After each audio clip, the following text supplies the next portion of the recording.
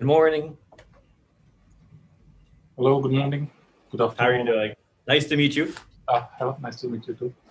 How are you, sir? I'm pretty good. How are you doing? I'm doing good. Thank you so much. Let me just make you a co-host. Okay. And if you don't mind, I'll rename you as Dr. Michael Prince, just to be there.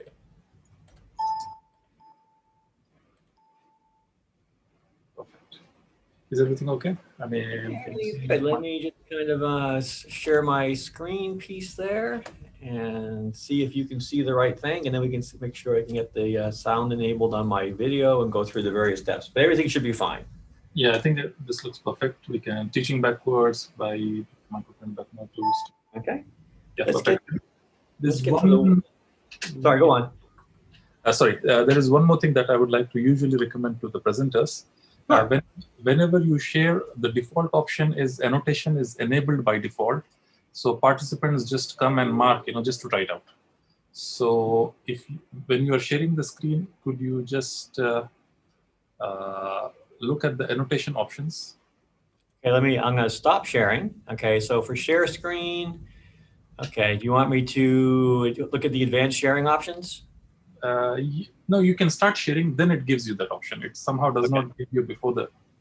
Okay, so right now I'm looking at my options. It says one participant can share at a time. It says multiple participants can share, or it has advanced sharing options. Which one of those would you like me to hit?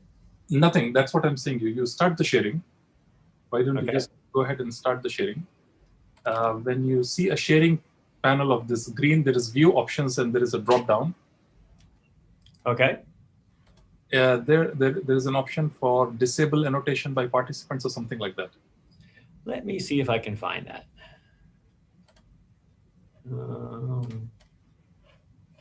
When you are sharing the screen, I mean, there is one panel somewhere, that sort of realigns itself, and there, like a green small panel, and then it shows you the option, view options and a drop down. Take your time, just look for that. Yeah, I'm looking.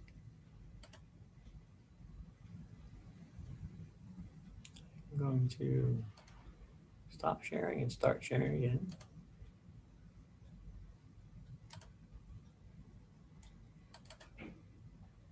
And I'm not, where do you think this is? So I'm looking.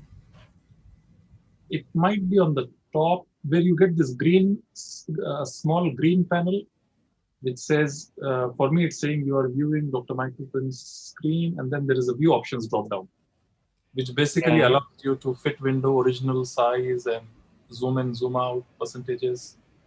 Yeah. There it says request to remote control, annotate. Let me see if I can just open a Zoom support web page. Then I think that might be clear. Yeah. Just give me a second. Here, disable annotation for others. Okay, that's it. You found it. Yeah, it was under my endless other options. Yes. So now I cannot sort of annotate, and nobody can annotate. So it's much safer. Otherwise, you get all these nasty, people playing around. There you go. I trust your faculty implicitly. They would none of them would do that. It's not by not by not by design. Not by design, but it's more like, oh, let me try this out. I can see. Yeah. Okay. Let me play. Okay, so you're still seeing my screen again the way you're supposed to? Yes, that's correct. Okay, so let's get to the next. Yeah, please go ahead. Maybe you want to share a video with the sound. Yep. So here, and let me just make sure. Let's see.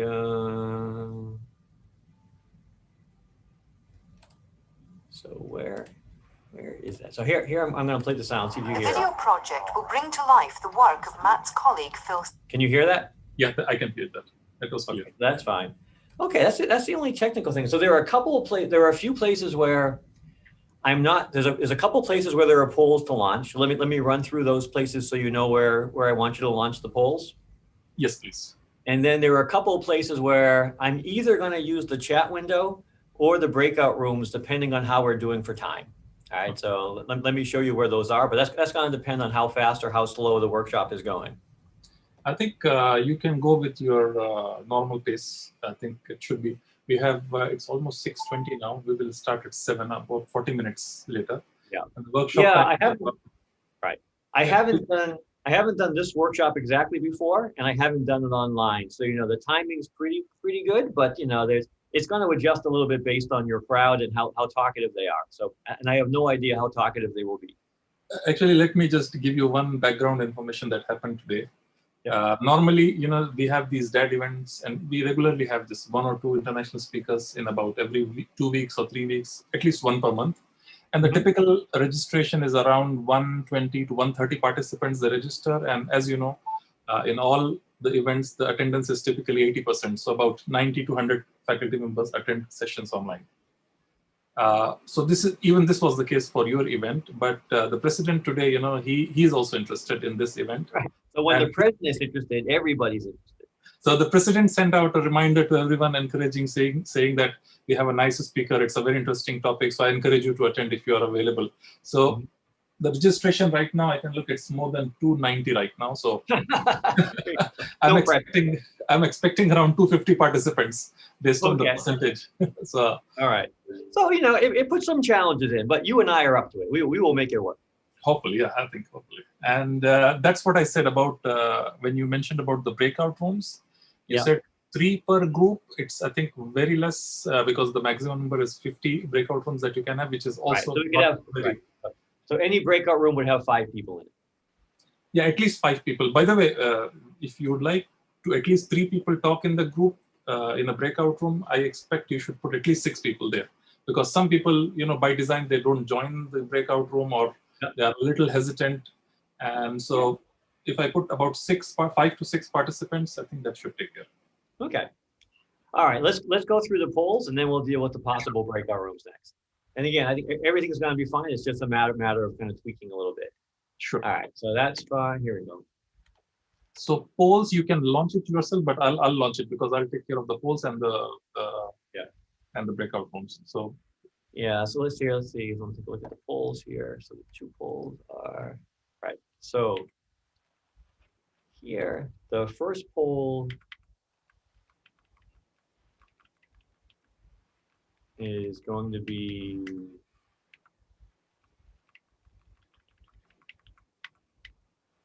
here.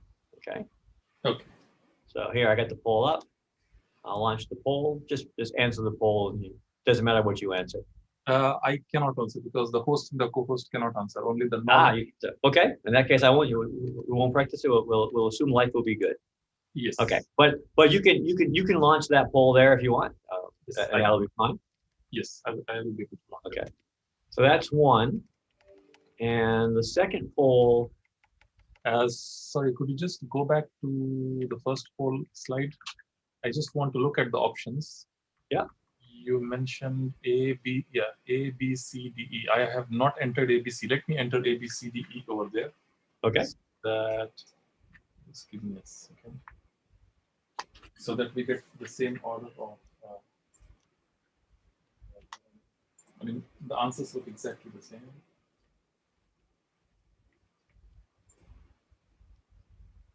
Oh, you ended the poll, so that's why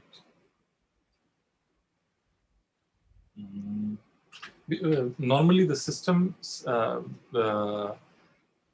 does not allow to change once you have ended it. So if you don't mind, let me just add another poll. Sure. Just give me a second to copy.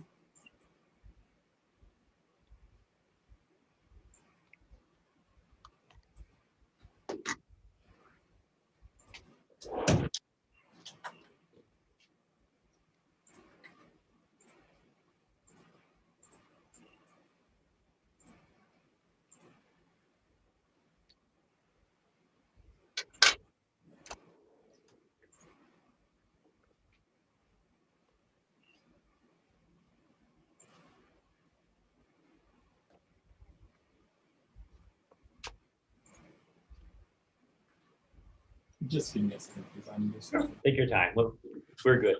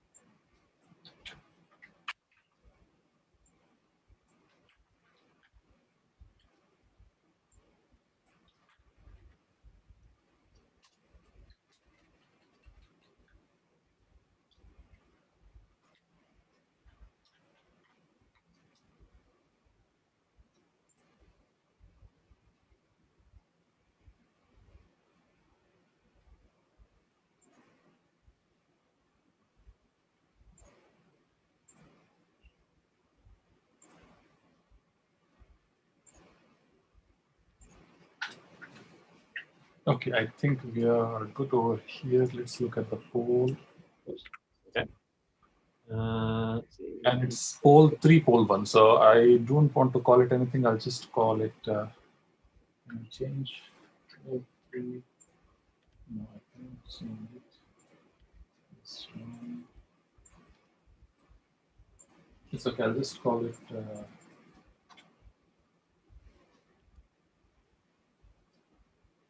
Call it poll 1 with labels. All right.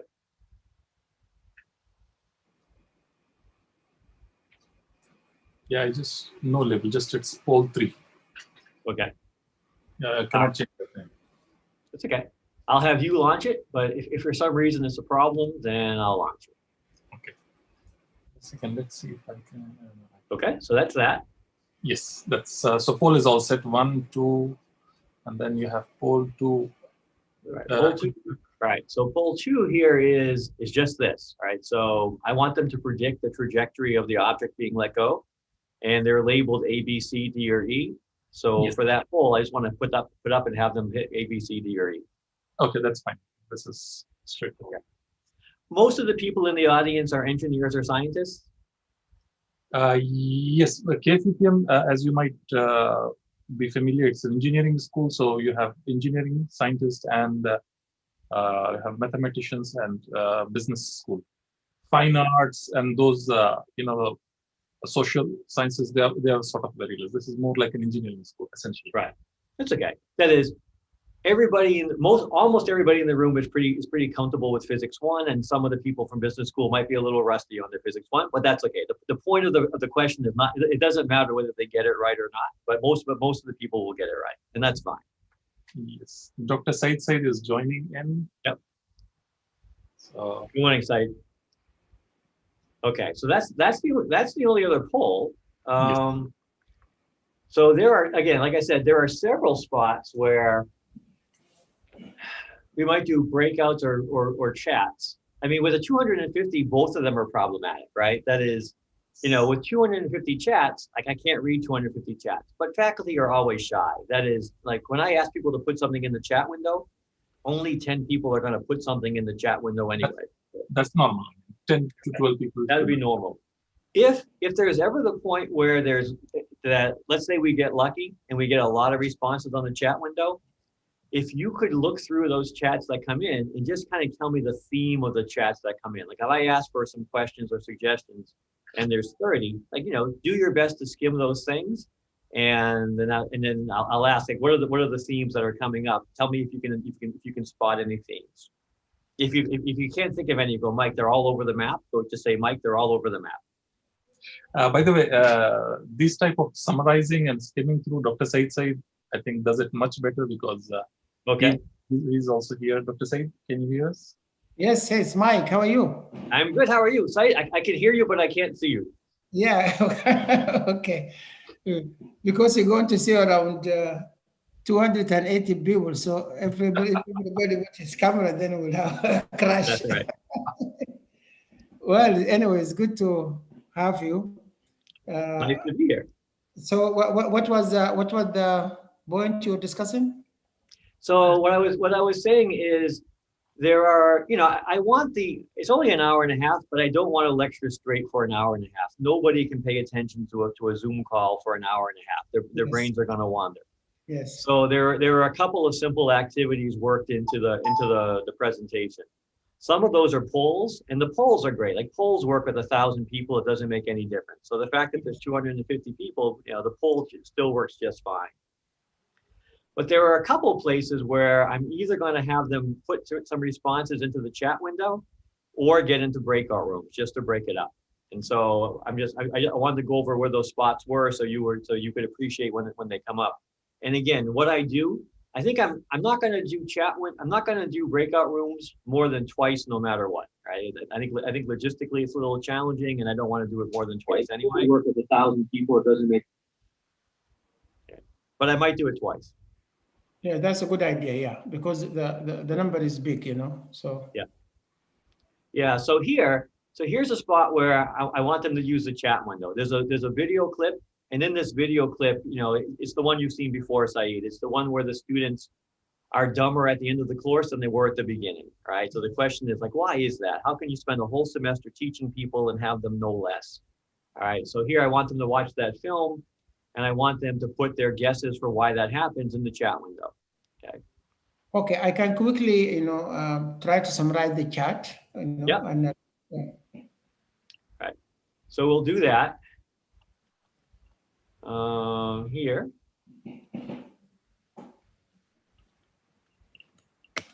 Okay, let's do the next block. So here's another one where again I'll probably do it as a chat, which is, so I'm going to show them some data that shows that lecturing is not very effective for repairing misconceptions. And so lecturing is a model where you teach by telling. You just tell people the answer. And so the question is, well, if teaching by telling doesn't work, what else could you do? And I expect them to give me things like teaching by showing, teaching by example, teaching by asking, whatever. But here I'm going to have them put their answers in the chat window. So here's another spot where I'm going to have them use the chat. okay. Then I'm going to walk through different ways of teaching. Then we have a poll. It's a summary of the literature. Okay. Here's a poll again.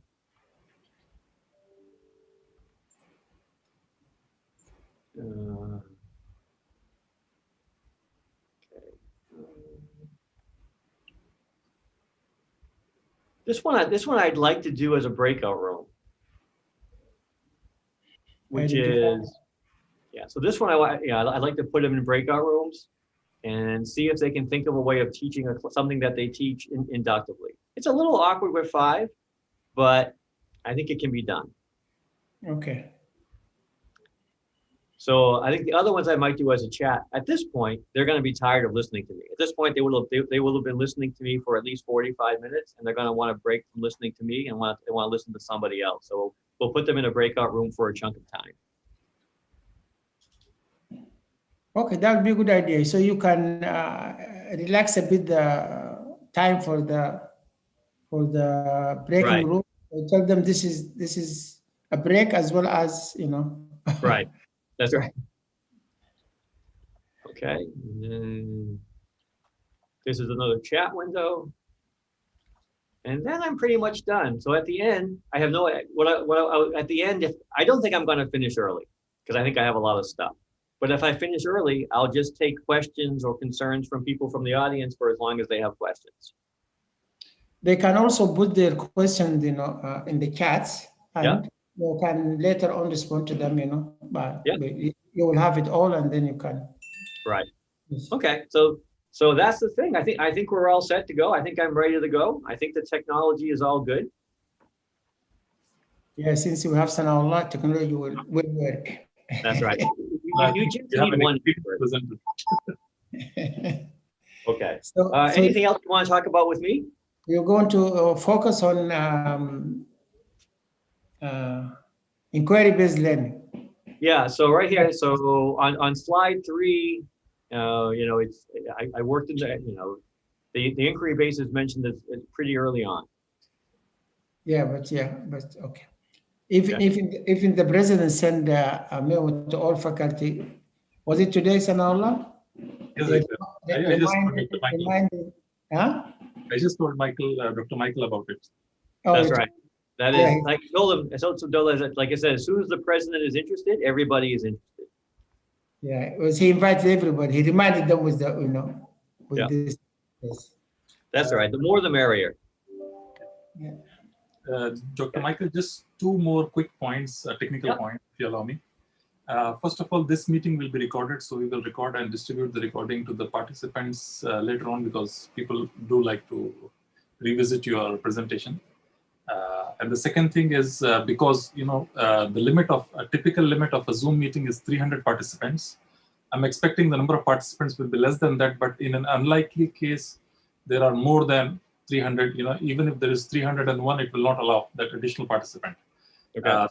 So I have broadcasted this live on YouTube. So I'll share that link with the participants. It's unlisted.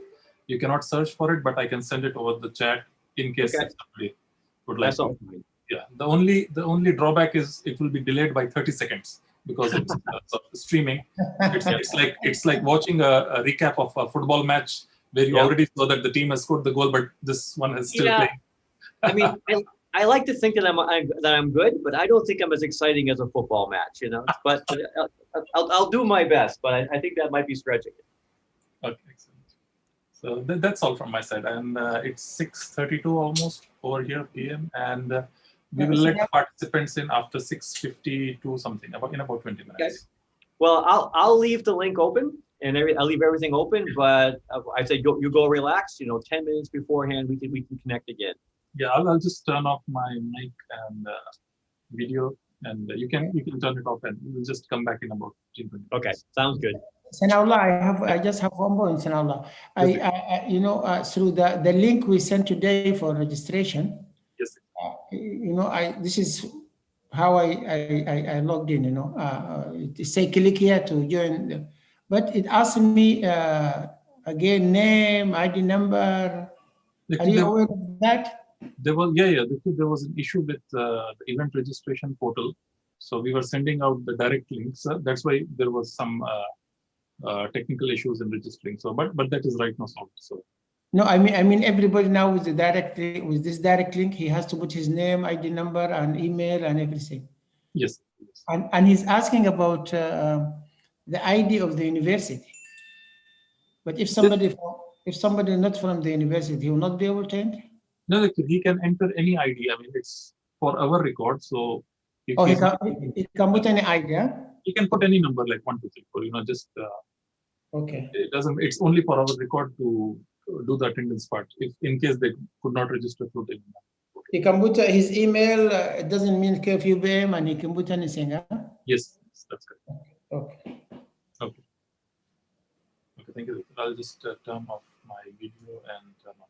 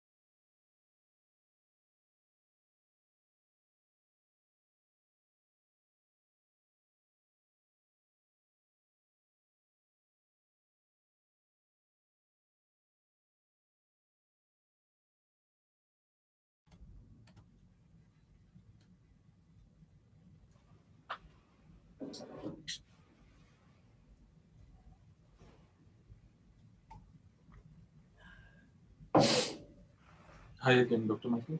I'm good. How are you doing? I'm doing. Thank you. All right. Can I check the sound just one more time because I'm paranoid? No, please go ahead. Because all right. So here, The video project will bring to life the all good. Yeah, all good. All good. Okay. I can hear it. Only because it's the first technical thing that shows up, and you only get one chance to make a first impression. So it's always terrible when the first thing of technology doesn't work.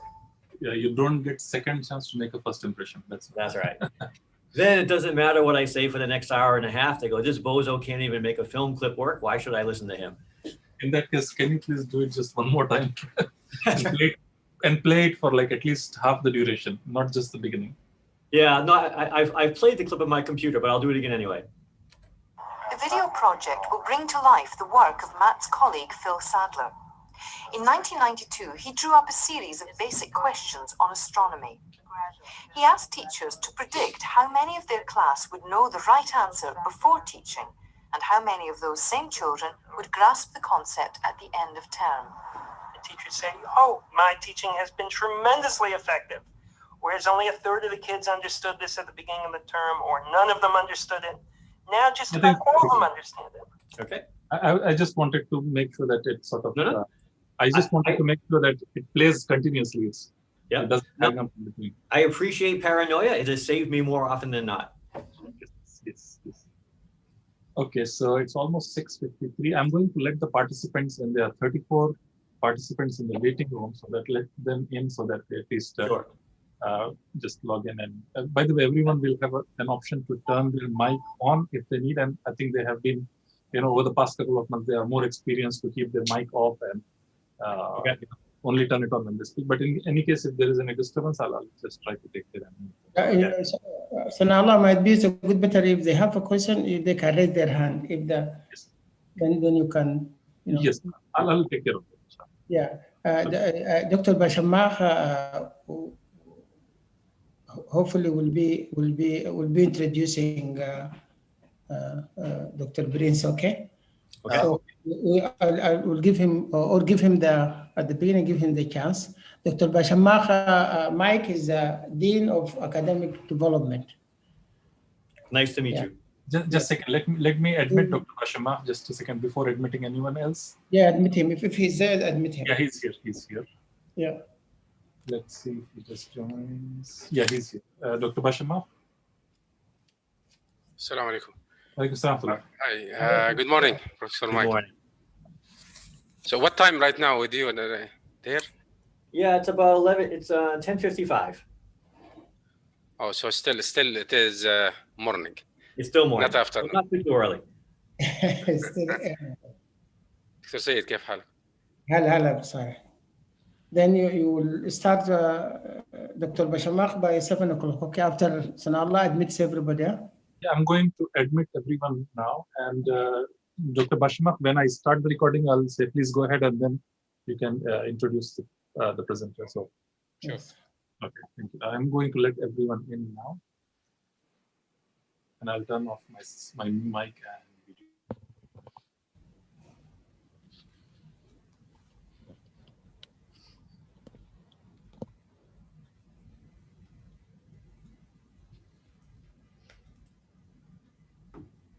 So Sanallah, might be it's a good idea because the number is big, and Mike can give us his opinion on this. If you can mute everybody and let them. Yeah, they are mute by default. So they can unmute themselves, but no, but they can unmute themselves. So this is what might be. You don't want that, isn't it? Might be at the end if you see how things go. Let's see. I'll take care of it. Yeah, okay. Thank you.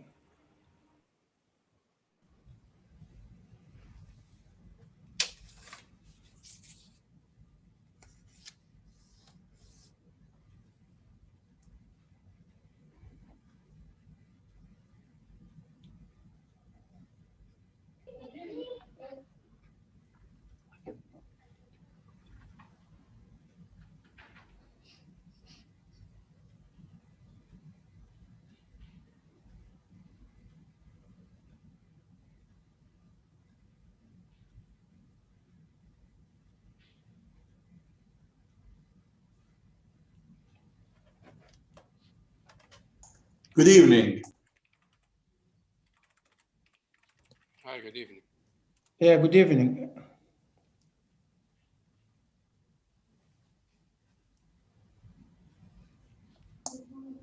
Dr. Said, how are you, Dr. Said? الحمد لله. هذا أبو عمرو. أنا نضال أي أبو عمرو، أنا البص القديم معلش يعني. أوه البص القديم ده يعطيك العافية. هلا بتيسير. يا مرحبا. Thank you for inviting me. You're most welcome. السلام عليكم. وعليكم السلام. Okay, I think Sanallah, you have to.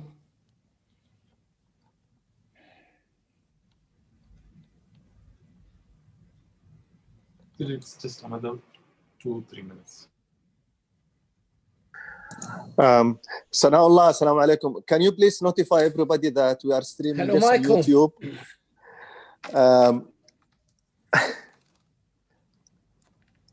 Yes, inshallah. Hello, Michael. Good morning. How are you? How Ahmed. are you? All right. I'm one of those who were with you in 1912. Yeah, you're very brave to come back for another morning of it. Yeah, thank you. Thank you. Sanallah. Nice to have you. Nice to have you. Good. Thanks for coming.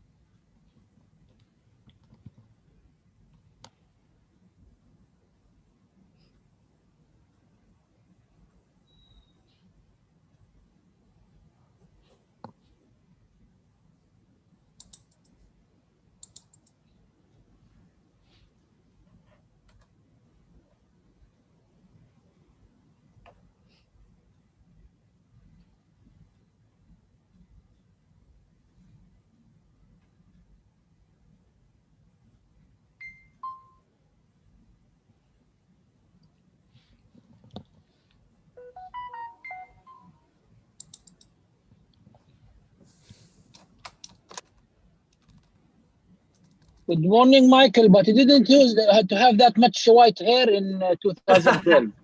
Yeah, it was a long time ago. First of all, I had more hair, and the hair I had was not quite so gray as it is now. But now I'm smarter, so it almost makes up for it.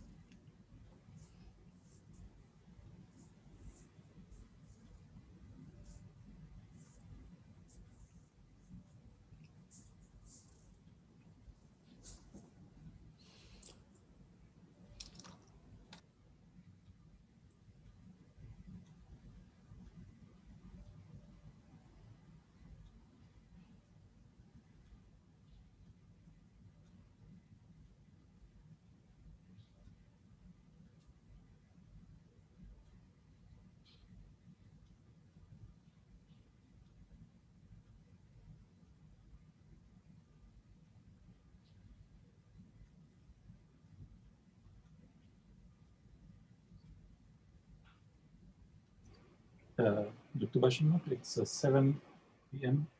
Please go ahead if you'd like to start. بسم الله الرحمن الرحيم. الحمد لله والصلاة والسلام على أشرف الأنبياء والمرسلين سيدنا محمد وعلى آله وصحبه أجمعين. السلام عليكم ورحمة الله وبركاته. Good evening, everyone, and I think it is good morning for Professor Michael there in the US. So I think we have an excellent number of presentation from our faculty attending today's event, and I hope to see the same number or more in future deanship activities. As I said, I would like to welcome all of you to this workshop entitled Introduction to Inductive Teaching and Learning Methods. Probably, you know that the President, Dr. Mohammed, sent an email indicating that the university is intended to start few initiatives related to teaching in order to enhance student learning. You all know that students return very little from classical or traditional teaching methods, and student-centered learning is always favored over the traditional lecturing style. And there are different techniques to enhance student learning. And one of these techniques will be covered in today's workshop that Professor Michael will be covering, inductive teaching, which is i.e. problem-based learning, or could be inquiry-based learning. This will be, again, the start of this initiative, and more activities will be announced within the coming weeks. So without any further delay, I mentioned that our speaker for this event is Professor Michael, who is not new to the university.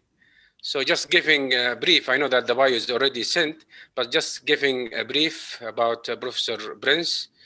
He's a professor of chemical engineering at Bucknell University and fellow of the American Society of Engineering Education. He is the author of over 100 education-related papers for engineering faculty, with a particular focus on active and inductive teaching strategies.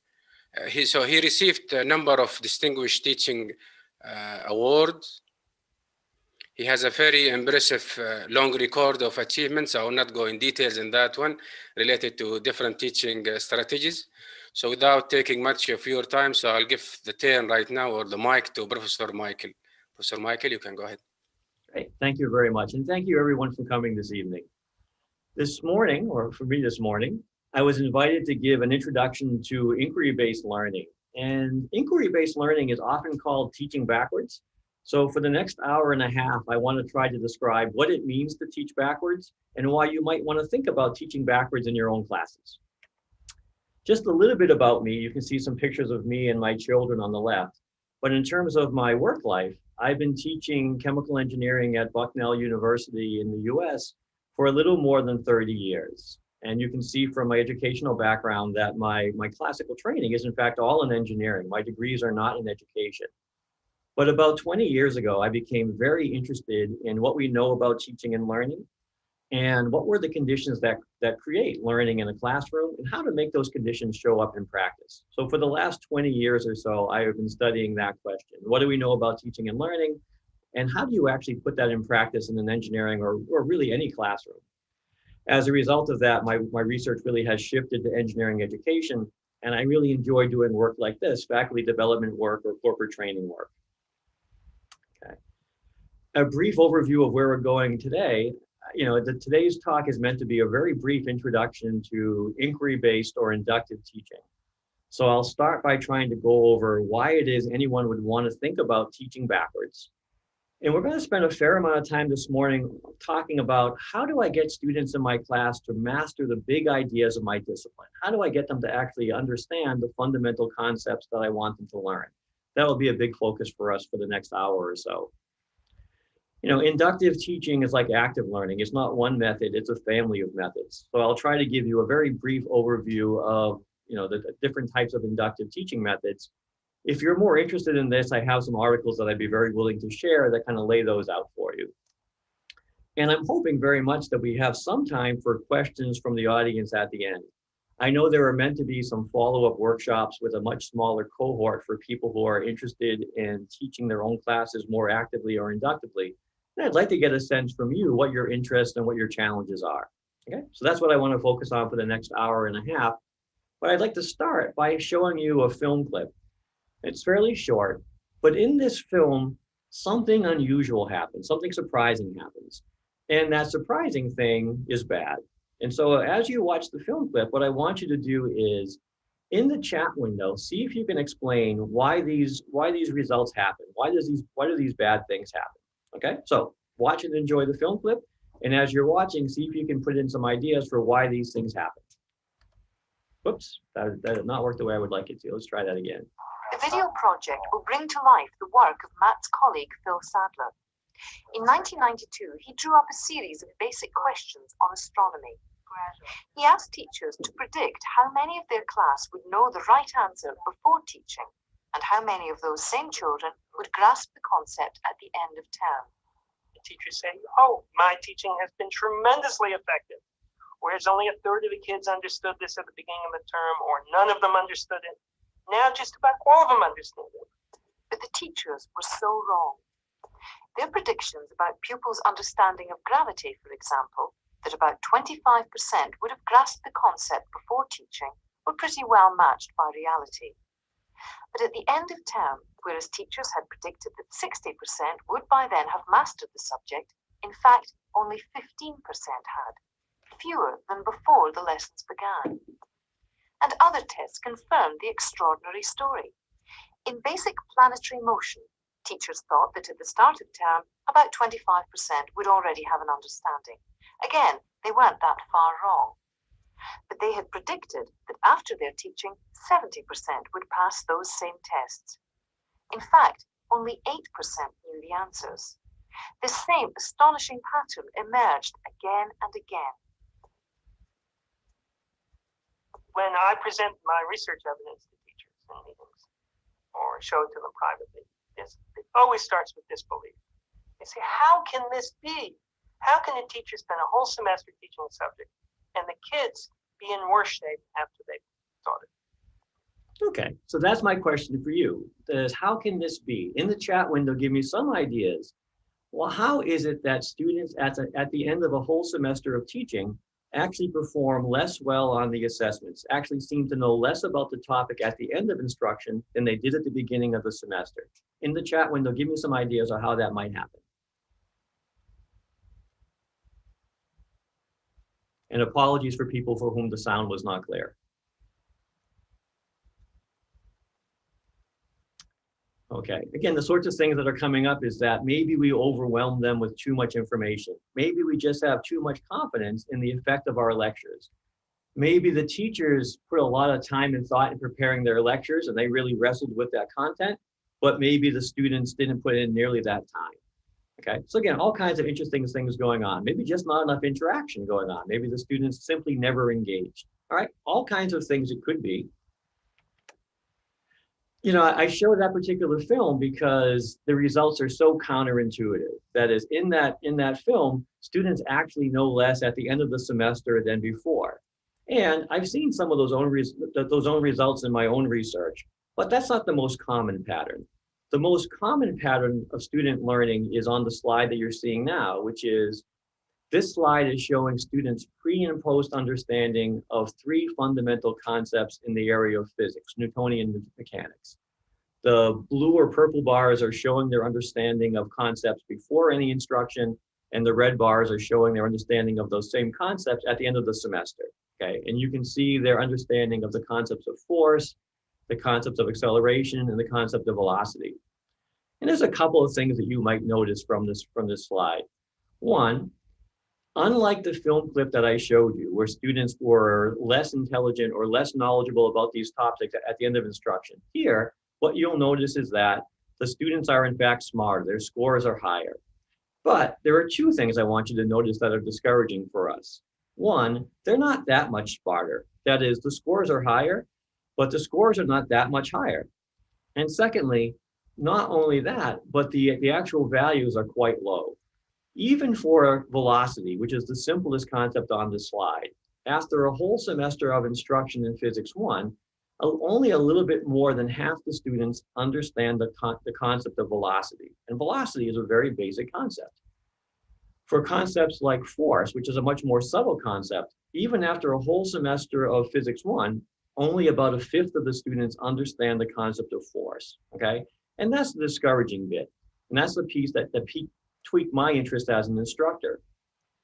I've been teaching for 30 years, and many people in this session have also been teaching for a long time. Anybody who's taught for more than a week knows that students don't learn and remember every detail that we cover in class. We know that, and we sleep just fine at night. And we sleep just fine at night because we tell ourselves that it's fine to forget some of the details as long as they master the big ideas. As long as they learn the fundamental concepts, they can always go back and fill in the details later. But what the research shows us really very consistently is that traditional classes are actually very ineffective at getting students to master the big ideas in our disciplines. And that's concerning because if there's anything we want our students to learn, it really is the fundamental concepts and the big ideas. And lots of research shows that it just doesn't work. Sometimes when I talk to engineers, the engineers are skeptical and they say, Mike, that might be true for scientists or business majors, but engineers are different. And of course, engineers are no different. These are some of my own research results looking at engineering students at 12 different schools across the United States from their pre and post assessments of concepts in the field of heat transfer, which is a topic that I teach. Doesn't really matter what these concepts are. The thing that I want you to notice is that before instruction, the average score on the concept inventory on the relevant concepts was 49.2. And after a whole semester in heat transfer, again, the students are smarter, the score is higher. And for those of you who care, those differences are statistically significant. But so what? That is, the gains are still embarrassingly small and the mastery levels are still very low, okay? Which begs the question again, how can this be? Why is it that students are spending an entire semester in our classes and instructors care very much about them learning fundamental concepts, but they're still not mastering those concepts? What's going on here? That's the question that I want to talk about this morning and talk about some things that we can do that make that problem much better. Okay, so let me share with you what I think one of the main answers is from a lot of educational research. Why is it that our teaching goes wrong? Why is it that students aren't mastering the fundamental concepts in study after study after study? I think what you'll find if you look at the literature is that a lot of the things that go wrong in our classes have to do with some misconceptions we have about how teaching and learning work. So I know that you're already familiar with some non-traditional methods, but by far the most common method for teaching undergraduate college courses is the lecture. And the lecture is based on a fairly straightforward model shown by this icon. And so the idea behind a lecture is you're in front of the classroom and your students are not. And the reason why you are in front of the classroom and your students are not is because there are some things in your head that are not in your student's head. But the model goes, as long as those things really are in your head, and as long as you explain them clearly, and as long as the students show up and pay attention, you will pour the expertise that you have from your head into the brains of your students and they will learn. All right, that really is the fundamental model behind a lecture and why it is that people like you and I stand in front of a room and lecture for long periods of time, pouring out the expertise that we have, okay? That's the model behind it. I would say we have decades of research in cognitive science that says really not so much. That is not how people learn. You simply cannot pour the expertise that you have into the brains of your students. They can't passively absorb it because learning is not a passive process. All learning is active on the part of the learner. And learning is really about sense making. Learning is really about making connections. When you're learning something, you are making sense of it using what's already in your brain, using what you already understand. And there are some things that can go wrong in that process that lectures exacerbate. Let me give you an example. If you talk to young children, children who are 4, 5, and 6 years old, what you will find is that many of them think that the world is flat. And they think that the world is flat because they can look out the window and they can see for themselves that the world is flat. As the instructor or teacher, you might walk in and say, no, really, the world is round. And you think you fixed their problem because you've told them the answer. You know, the world is round. If you talk to young children after a discussion like that, what you find for many of them is that they think the world looks like a pancake or a cookie, which is both flat and round. That is, they listen to what you say, but they interpret what you say in the context of what they already know. And they know the world is flat. So when you tell them that the world is round, they try to make sense of that. But they make sense of that by connecting it to what's in their head. And because what's in their head is a misconception, what ends up as the picture they have in their head is not the picture that you have in your head. That is, you, even though you know your stuff, and even though you said it clearly, you have not poured your knowledge and expertise into their heads because that's not how learning works. Okay. This is a quote from the Bransford, the National Research Council, How People Learn, but it's a longer way of saying the same thing. That is, students come to the classroom with preconceptions about how the world works, like the world is flat. If their initial understanding is not engaged, they may fail to grasp the new concepts and information they are taught, or they may learn them for purposes of the test. That is, they may tell us what we want to hear on the quiz because we're the one that's grading them, but they really don't believe it. They revert back to their preconceptions as soon as the class is over. And again, that's a common problem that is found in not just a few, but hundreds and hundreds of studies. Okay. I do want to step back because sometimes when you share that initial research with faculty, it makes them a little skeptical because they say, Mike, you know, I went to a very traditional school and I learned a lot.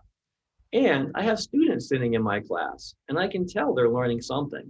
And you're telling me that lectures don't work for getting students to learn things. But that's not really what I'm saying. That is, lectures actually can be a good tool for getting students to learn things. But it depends on what their situation is.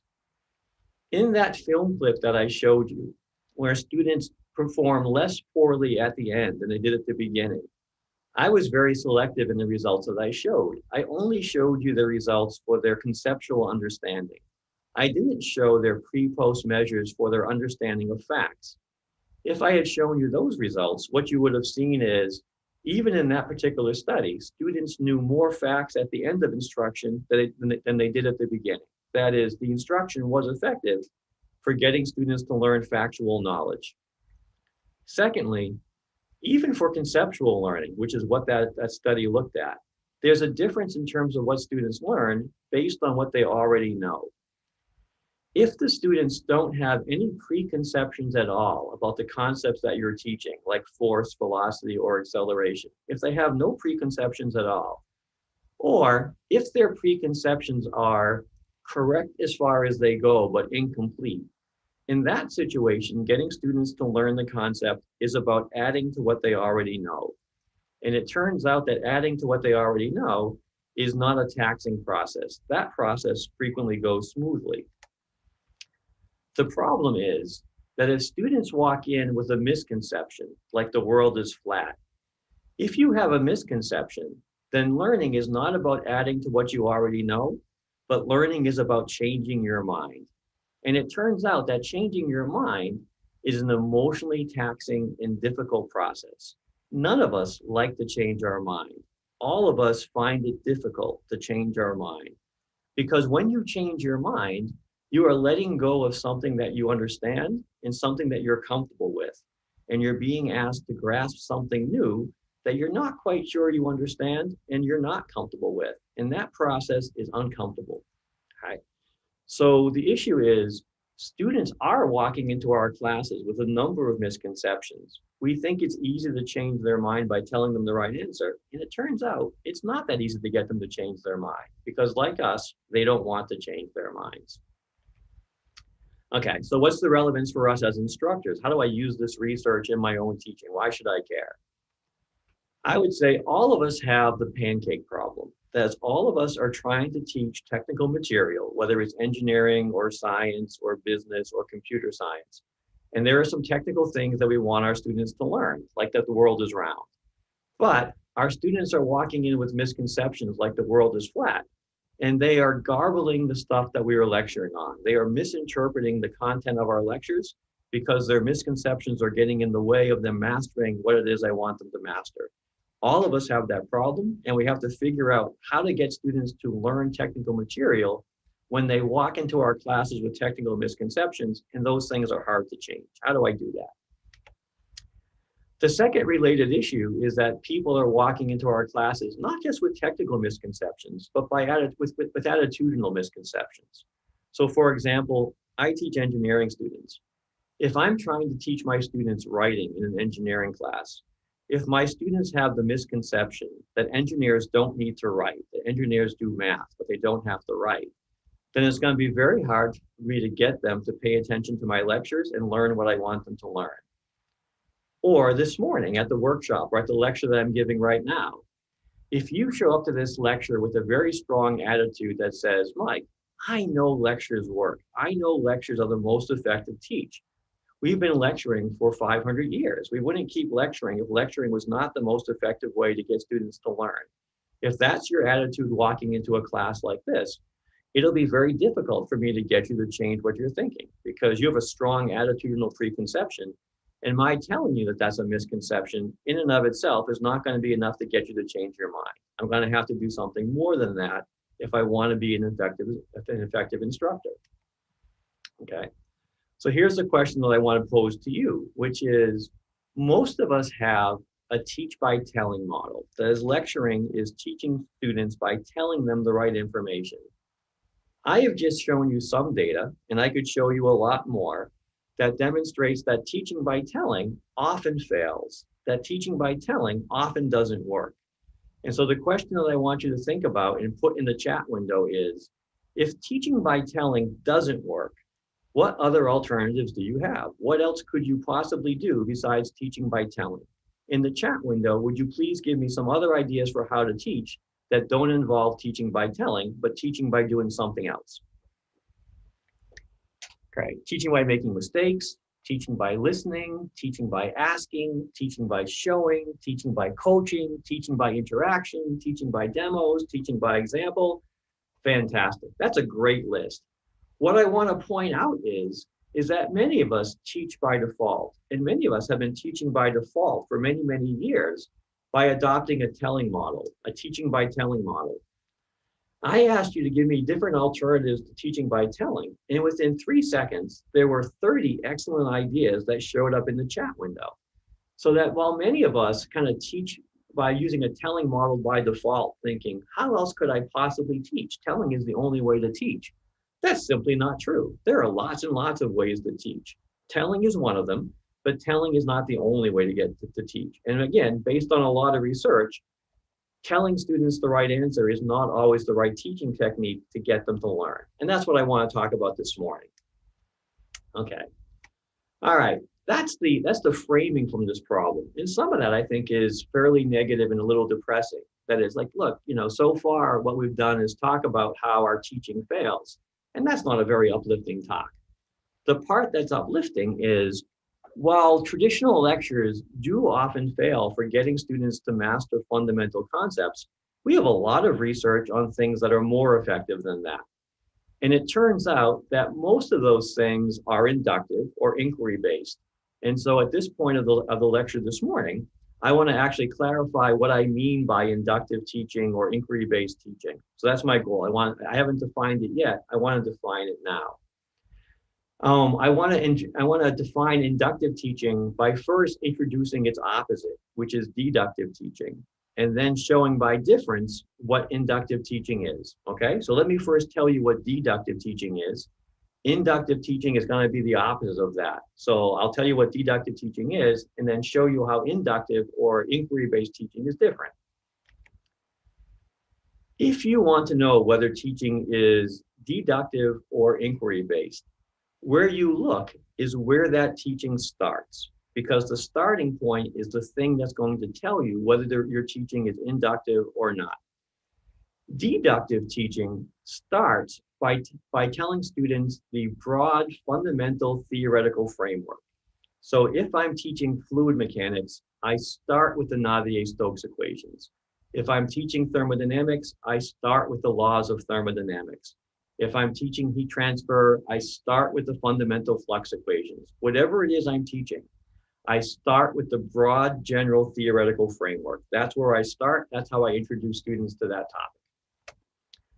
But because the broad general theoretical framework is too broad to be useful, I will look at subcases and do derivations. So for example, if I'm teaching fluid mechanics, I might start with the Navier-Stokes equations, which are the fundamental governing equations for how fluids move.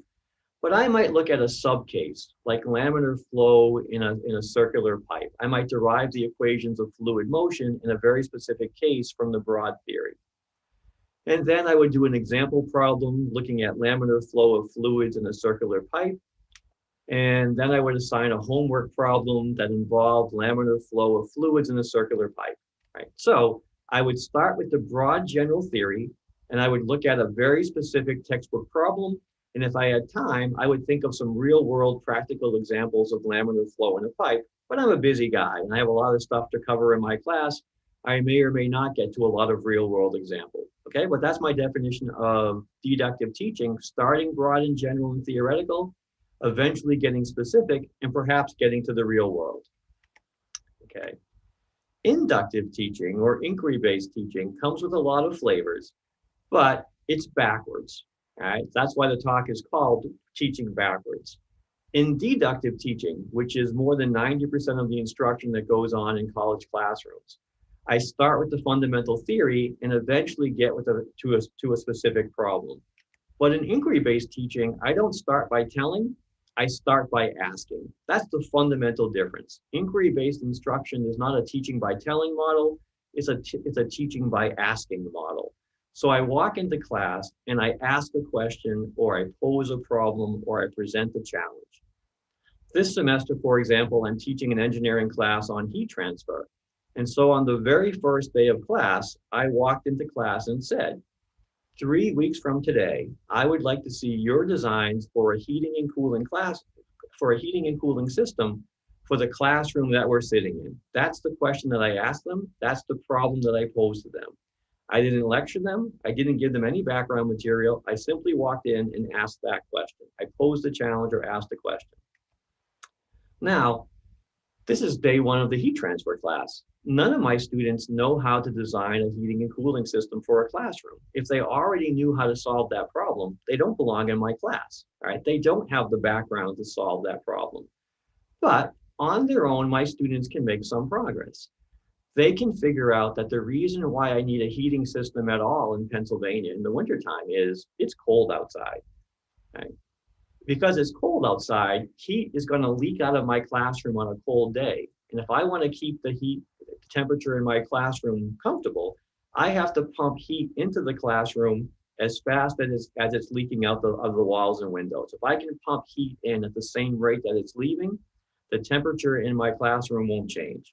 Okay? That they can figure out on their own. But at that point, they get stuck and they go, Dr. Prince, I have no clue how to figure out how fast heat is leaking out of this classroom on a cold winter's day. How do you solve that problem? And I say, Saeed, that's a great question. That's a heat transfer question. Let me tell you how to figure out how to predict the rate of heat transfer. You need to know something about heat transfer mechanisms, and each of those mechanisms has some fundamental equations and theories. Okay. At that point, I would jump in and lecture. At that point, I would jump in and tell them. Okay, so let me point out what I'm not doing. I am not skipping my lectures, and I am not skipping the math, and I am not skipping the theory. I can't. Those are fundamental parts of my course. I'm just not starting with the math or the theory. I'm starting with the question, which is going to drive the math and theory. Okay, so I'll give a lecture, and I give them a little bit of background, and they'll make some progress. But then they get stuck again, and they go, Dr. Prince, you've told me how to figure out the rate of heat transfer through a single pane of glass. But when I look at the windows in this classroom, it's not a single pane of glass. There's some glass, and there's a gap, and there's some more glass. How do you solve a problem like that?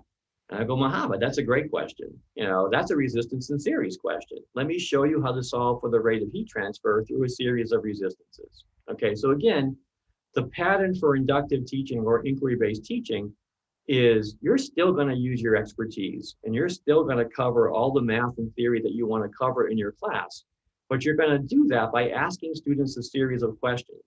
And based on those questions, there will be a point where the students get stuck and want your help.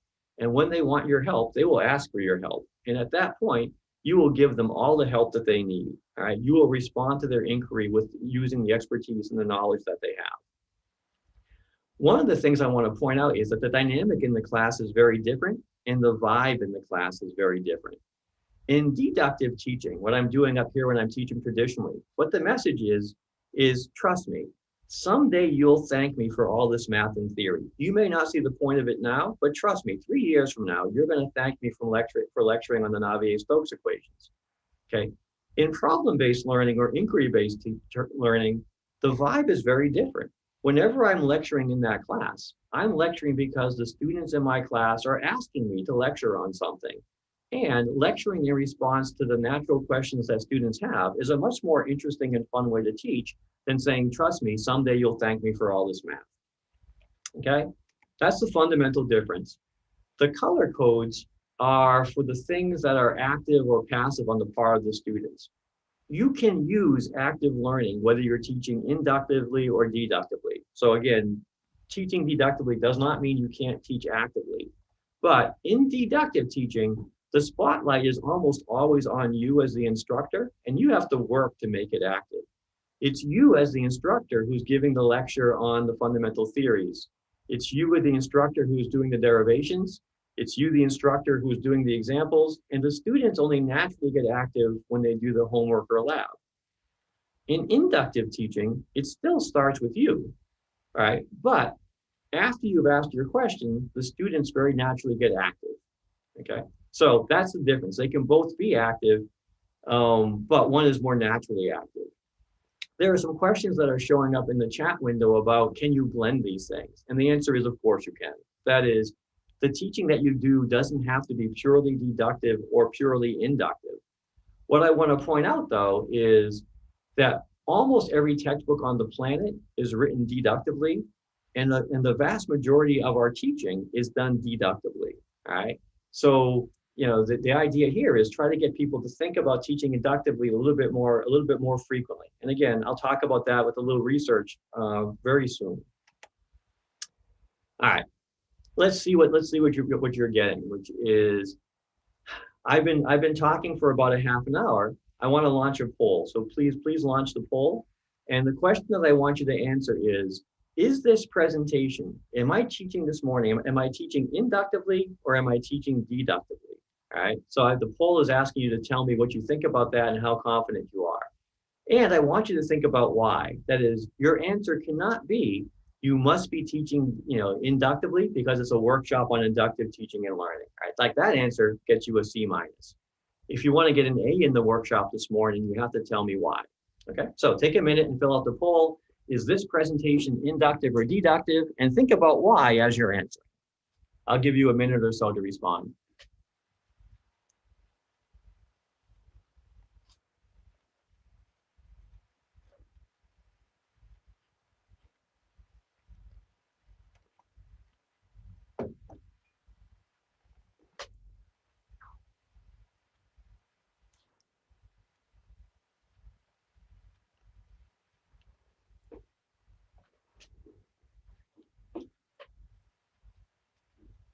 Okay, that's probably a big enough fraction as a response rate. Would you close the poll and display the results? Okay, so again, so looking at the results, what you see is that the responses are all over the map. The most common answer is no, I'm confident that it's not being taught inductively, but that's pretty evenly spread from people who think it is. So let's talk about that. You know, is this workshop being taught inductively or not? In the chat window, tell me, if you wanted to figure out whether you were teaching it inductively or not, where would you look? So again, think of the definition of inductive teaching and learning. And if you wanted to figure out whether this presentation this morning was inductive or deductive, in the chat window, tell me, where would you look?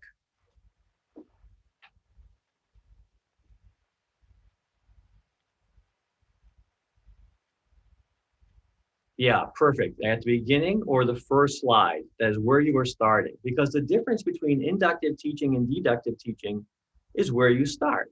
Okay, if you look at the slides in front of you, there's a title slide that kind of tells you my name and where I teach and has an inspiring quote.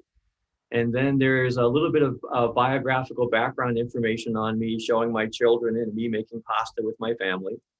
And then there's an overview slide that gives me the introduction, the outline for the talk.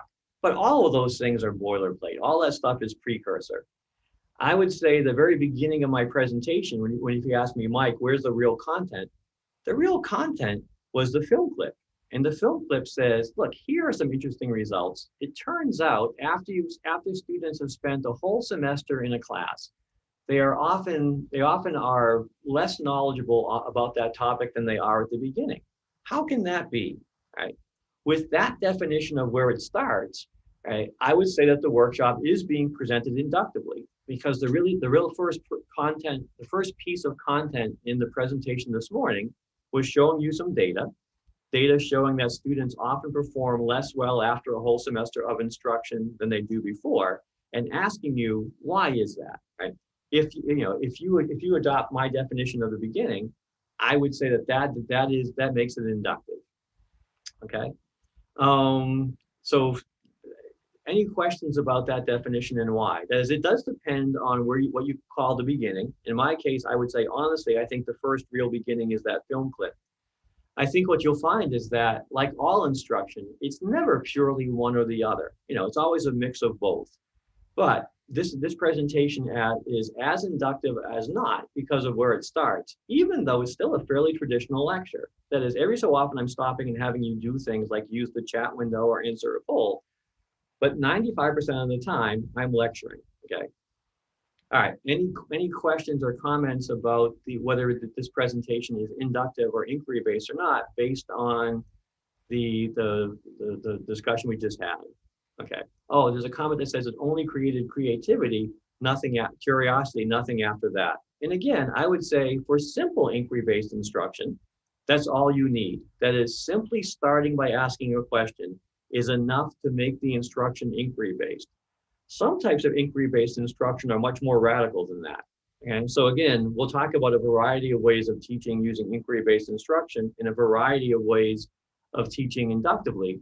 Some of them are pretty radical. Some of them are not very radical. This morning, I am not doing anything particularly radical.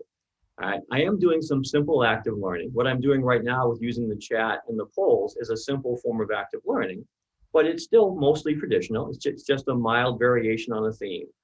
This presentation is mildly inquiry-based. It is mildly inductive. It starts with a question, but there's nothing all that radical about it. There are some types of inductive teaching that are radical. We will talk about those, but that's not the type of inductive teaching that I'm using this morning. Okay. There are some comments about, I think it's hard to teach inductively with a big class, or I get the same question about, it's hard to do active learning with a big class. There are certainly some challenges that come up with a large class, but things like polls that ask questions, which are a tool for teaching inductively. You can use a poll with 1,000 people in the room. There are 250 people on this presentation, and the polls work just fine. So I would agree that there are some types of active learning or some types of inductive teaching that are hard to do with the crowd, but there are some types of active learning and some types of inquiry-based learning that in fact are relatively easy to do with the crowd. So if you're teaching large classes like I am this morning, my suggestion is to use those tools that work well with the crowd and to avoid those tools that don't. Okay, let me pick up and move on. There'll be some time for questions at the end. All right. Okay. The reason why I'm talking about inductive teaching and learning this morning, or the reason why we're talking about inquiry-based instruction, is to get you to think about both what it is, but then why do you want to do it? That is, just because you can teach backwards doesn't mean that you should. Right? What does the research say about the effectiveness of inquiry-based instruction? I say, quickly summarizing what is a very complex and broad literature. And again, I'm happy to send you some of my articles on this topic if you'd like to do a little bit more reading. What you'll see is that deductive teaching actually can be more effective than inductive teaching, depending on your outcome. That is, deductive teaching can be as effective and is often more effective for learning if what you care about is the short-term retention of factual information. If what you want students to do is to memorize facts and to spit those facts back to you quickly after instruction, then there's no particular reason to teach inductively. There's no particular reason to use an inquiry-based approach. Inquiry-based approaches are no better for that outcome than teaching deductively. But that's not the outcome that I personally care the most about as an instructor. It turns out that inductive teaching or inquiry-based instruction tends to be more effective for the following outcomes that I do care about. People who are taught inductively tend to remember longer the things that they learn in class. And since I think the whole point of college is to prepare people for life after college, getting students to remember what they learn in my class is an important learning outcome for me. And inquiry-based instruction is better for that. It turns out that people who learn inductively are better able to transfer what they learn in the classroom to a real world situation. And again, I don't find that surprising because I'm using the real world situation to introduce the content in my class to begin with. And so the connections are more plain. I haven't shown you the data yet. So I'd say for the next 5 minutes, trust me. But I started this presentation by talking about students learning fundamental concepts. And it's going to turn out that inquiry-based instruction is much more effective for getting students to learn concepts than teaching deductively. Another thing that you might care about is getting students to be curious and adopting a deeper approach to their learning rather than just trying to memorize equations and algorithms. And it turns out that inquiry-based instruction is better for that. And while we might worry about how students respond, by and large, the attitudinal responses of students using this technique are positive. And again, I'm not surprised by that. I want you to imagine me teaching fluid mechanics in 2 different ways. Version 1, good morning, I'm Michael Prince. This is a class on fluid mechanics. Here are the Navier-Stokes equations. Version 2, good morning, I'm still Michael Prince. Here's an interesting fluid mechanics problem of the sort that real engineers solve. How would you solve this problem? And then turn your students loose to try to solve that problem. That way of teaching is simply a more interesting and engaging way of teaching. Okay. I do have some questions about if you teach that way, how do you cover all the stuff that you want to cover, which is a very common problem or question that I get asked. That's a topic that I'm going to talk about in more detail in the follow-up workshops that I'm giving after this lecture. But what I will say is I taught heat transfer traditionally for almost a decade. I've been teaching it using problem-based learning for also about 10 or 15 years. I actually cover more stuff in my problem-based learning class than I covered when I taught deductively. All right, so again, that's a question that will take me more than 30 seconds to answer, but the coverage issue is not an issue. You can still cover all the stuff that you want to cover. Okay, but the main message from this workshop is not that lecturing is evil and you should never lecture. In fact, I'm lecturing a good chunk of my time this morning. The message from this workshop is not deductive teaching is bad and you should never teach deductively. The message from this workshop is inductive versus deductive teaching are both tools. They are good for some things, they are not good for other things. A lecture, a clear lecture, is just the right tool sometimes. When students are already curious, when students are already at the right level, when students are ready to receive the information that you have, then giving them a short, clear lecture is just the right thing. It can be very effective, all right? But it turns out that most of the time, inductive teaching is better and we do very little of it. So the message from this workshop is not, you should always teach inductively. The message from this workshop is, if you're like most people, you teach deductively almost all the time. It turns out that inductive teaching tends to be better and we don't do very much of it. And so the takeaway is most of us should be teaching inductively more of the time. Maybe not all of the time, but more of the time. And that really is the main message that I want you to take from the session this morning. Okay, you've been sitting quietly for 45 minutes. Let me give you a 5-minute break before I pick up and move again. For those of you who want to get away from your screen, go away from your screen and come back in 5 minutes. For those of you who have pressing questions where, unless I answer that question, you're not going to be able to focus on the stuff coming up, please post that question in the chat window. And for those people, I will hang around and answer questions before I move on. For the other people, please go get away from your computer and come back in 5 minutes so you can stay awake for the last 40 minutes.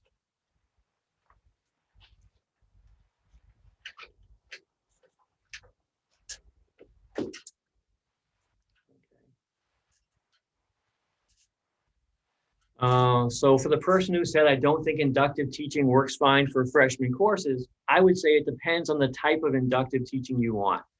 That is, there are some simple types of inductive teaching that I think actually would work well for first-year classes. There are some extreme types of inductive teaching like problem-based learning that I think are a real challenge to do in first-year classes. So I think you're right, but it depends on how radical you want to be. You might want to be a little bit less radical with first-year students. There's a question about, hey, Mike, how is this different from using an engineering design-based approach? In fact, it's not typically. That is, A design class is typically an inductive or inquiry-based class. So I'm teaching a design class right now in chemical engineering. On day one, we walk in and we say, we would like you to design and cost a chemical plant to make a value-added product from natural gas. And that question is going to drive the whole class. So design classes typically are inquiry-based or inductive. There's a question of how much effort is required to change our teaching material after you've been teaching deductively for a long time. Again, I would say it depends on how radical you want to be. And my recommendation is to not start off by being terribly radical. So the quickest and simplest thing that you might do, if you already have a bunch of teaching materials that you like, is instead of holding the questions and problems that you're assigning to students after you lecture, simply ask those questions or problems at the beginning of your lecture. That is the same problems you already have. And typically you lecture for a week or two or three and then assign those questions. Instead of doing that, walk in on day one and assign the same question, and then ask the students what they would need to know to master that material or to learn that, to answer that problem, and then lecture on the same things you're going to lecture on anyway, right? So it is teaching backwards. It is starting by asking a question, but the change is not going to be very big. And that's okay. You don't need to kill yourself. Okay, let's see. Good. Does anybody else have a pressing question that I haven't gotten to? Does the inductive versus deductive depend on the material being taught? I can't think of anything that I couldn't teach inductively. So I'm open to the idea of being convinced, but I think it works just fine. All of us have important questions in our discipline, no matter what that discipline is. All of us can use questions in our discipline to motivate student curiosity and learning. For people who want some links to related material, I will send some connections and articles to Saeed, who can distribute them to people who are interested. And again, there are planned to be some follow-up workshops for about 30 of you who are interested in exploring this a little bit more. Okay. Do students like being taught deductively? I would say sometimes. Again, I would say some of my research is looking at student attitudes, and the student attitudinal response is actually quite positive. And again, I could send you some links. All right, that's a lot of questions and answers. I think the rest of that will have to break. In about 1 minute, I will pick up again from the slide and start presenting again. So if you haven't taken a break, take a 60-second break, and we'll come back and pick up again.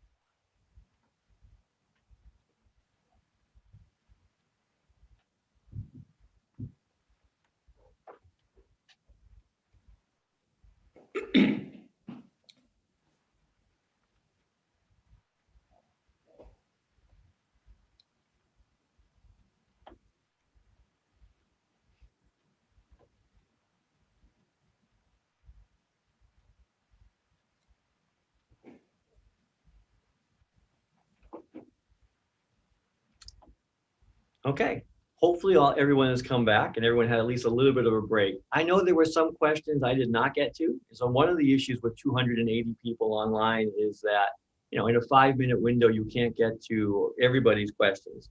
But again, there will be a follow-up workshop for people who are particularly interested, and I am happy to share some more materials about some of the research on these topics. Good questions, everybody. Okay.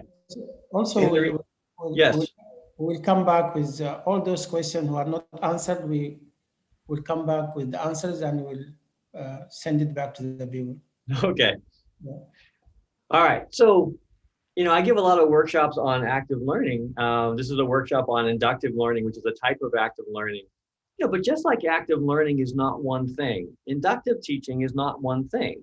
There are lots and lots of ways that you can teach inductively. Some of them, like the problem-based learning description of my heat transfer class, is a fairly radical way of teaching, right? I think it's a great way of teaching and a fun way of teaching, but it is fairly radical and it's not for everybody. There are some ways of teaching inductively, like I'm using in this particular lecture today, which are remarkably quick and simple. That is, I am lecturing more often than not. I am using some questions to get you to think and respond, but it's a very mild variation on a lecture, not very surprising and not very radical. And of course, there are some things that are in the middle, some things that are not too simple and not too hard. I started this workshop by talking about how do I get students to repair their misconceptions. And I want to go through one particular inductive technique for showing how to do that, because all of us teach fields that have big ideas or fundamental concepts. The research suggests that for all of those fields, students are walking into our classes with a whole range of misconceptions. And based on significant research, simply giving them the right answer, simply teaching by telling, is not a very effective way of repairing those misconceptions. So let's talk about some things that we know that really do work better. Okay. One classical way of repairing students' misconceptions is an inquiry-based approach. And so I'm stealing what is honestly the classic approach for misconception repair. And again, I'm happy to share some research on this. Okay, but like all inductive models, this one starts not by teaching by telling, but by teaching by asking. So this, if you want to get students to repair a misconception in the classical model, the idea is to ask them a question. But the question you would ask them would be to make a prediction about a particular situation. And your goal is to pick a situation where their predictions will be wrong, right? Because the goal is to create what's called cognitive conflict. And here's the idea behind that. That is, I've shared a little bit of research that says that getting people to change their minds is emotionally uncomfortable. We don't like to change your mind. If I'm trying to get you to change your mind about teaching, if you are teaching deductively, and if you're very comfortable with that, if I'm trying to get you to change your mind and start teaching inductively, that's uncomfortable. It's a little scary. You're not sure exactly how that's going to work. You're not sure if it's going to work for you. You're not sure if you can pull it off or whether your students will hate you. And so it's hard to get you to change your mind. So the idea is, if you don't want to change your mind because that's uncomfortable, in this technique, I will do something to make you uncomfortable anyway. And once you are uncomfortable, you will want to get comfortable again. And if that involves changing your mind, then you will change your mind. That's the basic premise behind the cognitive conflict model. Let me be more specific. A lot of people think that heavy objects fall faster than light objects. Smart people think that. Aristotle thought that, and Aristotle was a smart guy. Why do they think that? People think that light objects fall faster than heavy objects for a variety of reasons. One, they have a lot of real world experience that shows them that feathers fall more slowly than rocks. And they say, well, fine, rocks fall faster than feathers, rocks are heavy, that's why they fall faster. And they go to school. And in school, they learn that acceleration is caused by a force, and there's 10 pounds of force on a 10-pound rock, and only 1 pound of force on a 1-pound rock. So a 10-pound rock must fall faster than a 1-pound rock. So they have that misconception. But they have that misconception for practical reasons. So if you want to get them to change their mind, you walk in the class and you ask them, what's going to fall faster, a 10-pound rock or a 1-pound rock? You ask that question. That's an inquiry-based, inductive method, because I'm walking in and asking a question. And then you don't tell them the answer, you show them the answer. You pick up a 10-pound rock and you pick up a 1-pound rock and you drop them. You say, which one's going to hit the ground first? And then they make their predictions. Most of them say that the 10-pound rock is going to hit the ground first. You drop the rocks and they see for themselves that they hit the ground at the same time. If you don't believe me, I'll pick up the rocks and I'll do it again. Right? At this point, you've created a teachable moment. That is, they were convinced for a whole bunch of reasons that the heavy rock was going to hit the ground first. They have seen for themselves that that's not how the world works. Right? They don't know what they're missing, but they know they're missing something, and they want to figure out what they're missing. Right? That's the first part of this technique. We almost never create teachable moments. We just walk in and dump information on students. But in this technique, we recognize that if I want students to absorb the new information, if I want them to change their mind, and that's going to make them uncomfortable, I need to do something to prepare them to change their mind. And this technique does that. Okay. After you've created a teachable moment in this technique by creating a conflict, at that point, you jump in and you emphasize the concepts.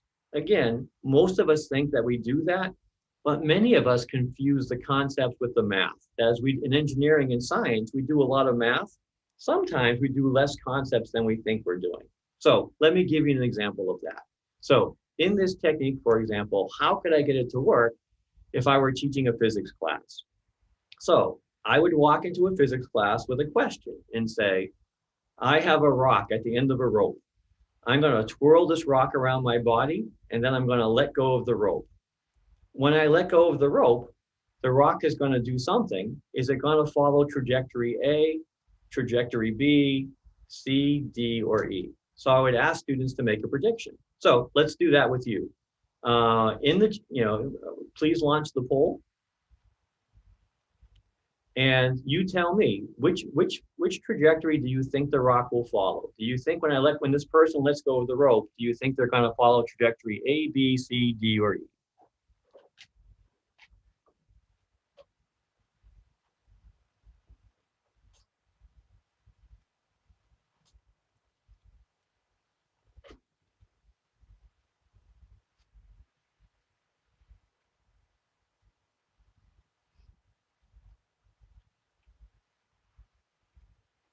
Okay, that's probably enough of a response rate to close the poll and display the results.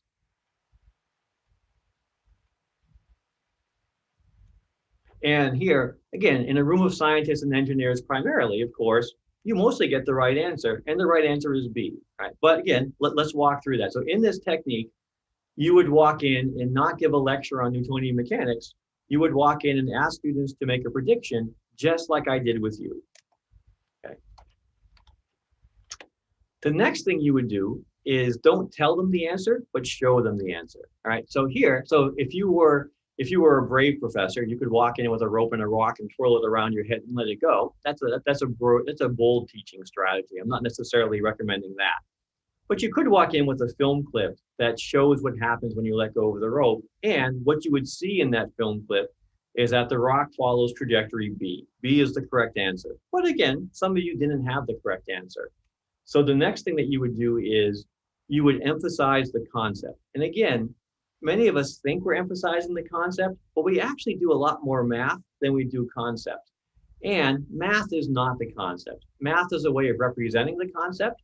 Math is a way of manipulating and doing something with the concept, but math is not the concept. Okay, so if I wanted to go through the concept, what I would say for people who got it wrong is you need to understand the concepts of force, acceleration, and velocity.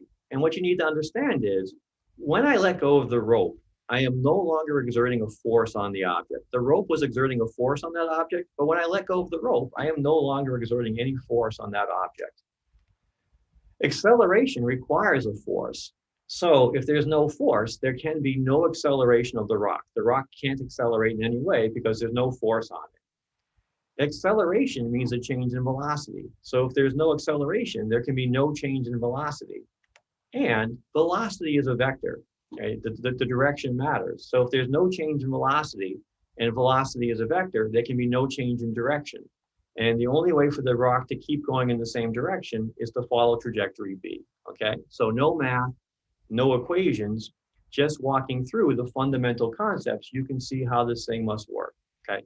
So that's one simple illustration of this method. Part one, walk in and ask a question and pick a question where many of the students in your classroom will be wrong, right? The goal there is to create a teachable moment, because when people see that they're wrong, they're often curious about what is it that they're missing. So I've created some curiosity to get them to care. After you've created a teachable moment, don't waste it by confusing the students with lots of math. Go through the concepts in plain English or plain Arabic, and then you can get to all the math that you want, but don't bury the concept in math. Make sure you actually talk about the actual concept, okay? So that's that teaching method. It's not particularly difficult. And the question is, does it work? And I would say remarkably so. So I am showing you the same graph that I showed you before, looking at students' pre and post understanding of three concepts in Physics 1, force, acceleration, and velocity. The same purple and red bars that I showed you before in terms of their pre and post scores when the course is taught traditionally. But in addition to that, the yellow bars on this figure show students' post performance after the entire course has been taught using this particular method. And what you'll see is two things. One, the educational gains are tremendous, and the mastery levels are very high. So same cohort of students, same assessments pre-post. What's changed is the instructional method. And again, lots of research that I could show you, but the basic takeaway is this, this technique, really is much more effective than what we do traditionally. Okay.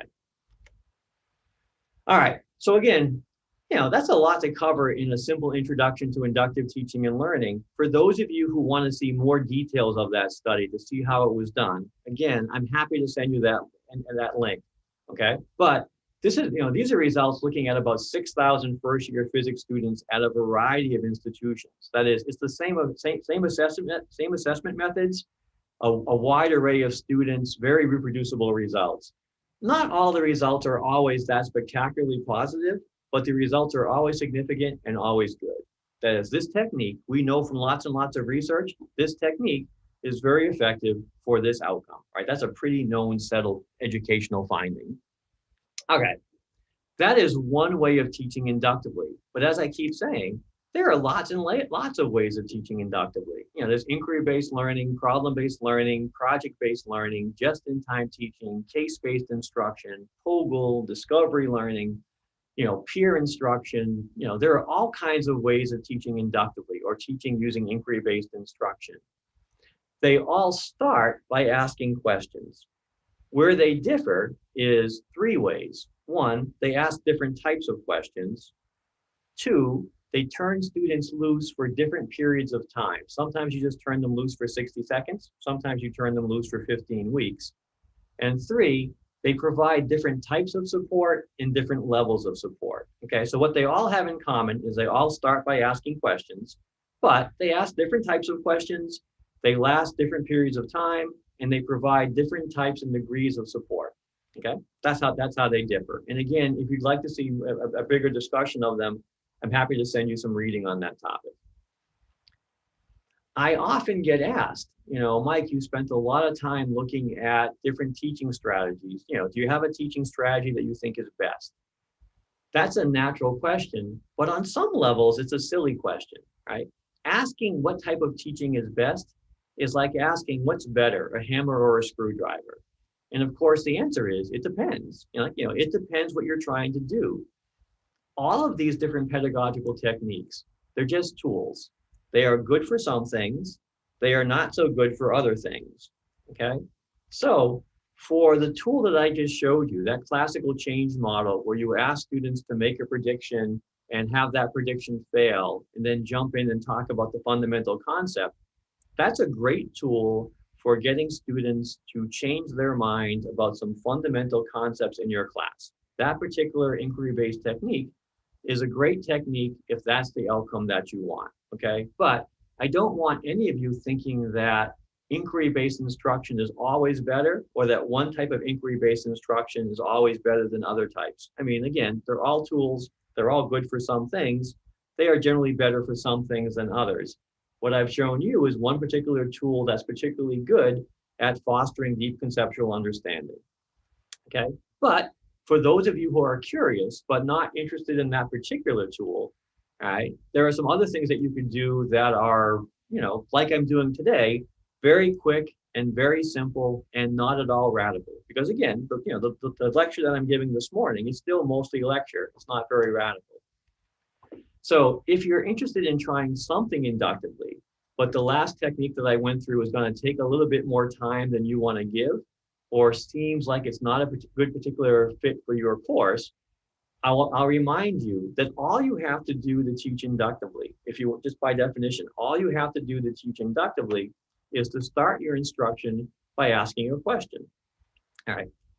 I have a bunch of heat transfer things because heat transfer happens to be the course that I'm teaching this semester. But you know, when you're teaching any topic, you have options. You're going to walk into class and do something. But you know, there's a part of my heat transfer class where I want to cover how to figure out how hot a surface gets by doing an energy balance on a plane. Okay, that's what I want to cover.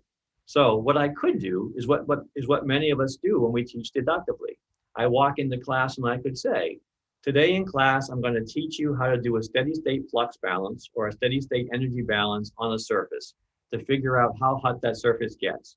Trust me, someday you'll thank me for this lecture, right? Really, you know, that's option one. Option two is I can walk into class and I can just ask a more interesting question, which is going to drive the same content. So what this shows up in October or November for me in Pennsylvania. What I typically say is, I drove into work this morning, and when I drove in, I noticed that there was frost on my lawn. All right, frost is frozen water, but weather.com said that the temperature last night never dropped below freezing. So the question I want you to think about is, one, is it possible for frost to form on a night when the temperature doesn't drop below freezing? And two, if that's possible, how can that be? How can water freeze if it's not freezing out? Okay.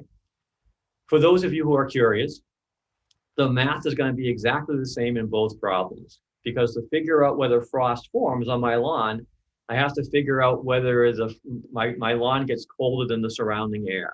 And it's not due to wind chill, it's due to evaporation. Sorry, it's due to radiation, which is like when the sun is beating on the hood of your car in the summertime, and you put your hand on the hood of your car, it's much hotter than the surrounding air.